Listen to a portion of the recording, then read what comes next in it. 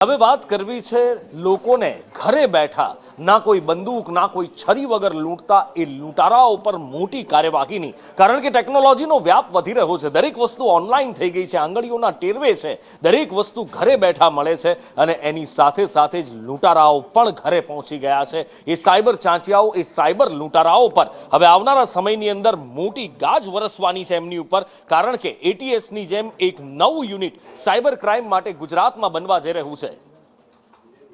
હિરેન પાસેથી વિગતે જાણીએ. હિરેન,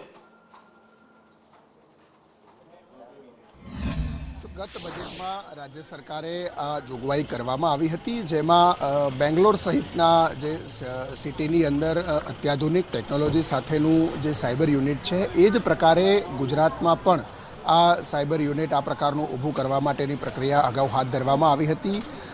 એનું સેટઅપ છે એ મોટેભાગે તૈયાર કરી દેવામાં આવ્યું છે, જેમાં એક ડીઆઈજી, એક આઈજી, એસપી, ડીવાયએસપી સહિત લગભગ 150થી 200 લોકોનો સ્ટાફ છે એ આ અલગ સેટઅપ આખું તૈયાર થશે, એની અંદર હશે.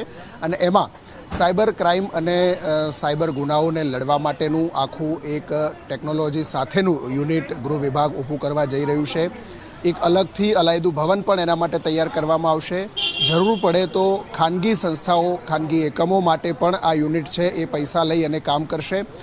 ગૃહ રાજ્યમંત્રી અને ડીજીપી સહિતના અધિકારીઓએ બેંગ્લોર સાયબર ક્રાઇમની જે ઓફિસ છે એની પણ થોડા સમય પહેલાં મુલાકાત લીધી હતી અને એ જ તર્જ ઉપર વધુ આધુનિક ટેકનોલોજી સાથે એક નવું સાયબર યુનિટ ઊભું કરવા માટેનું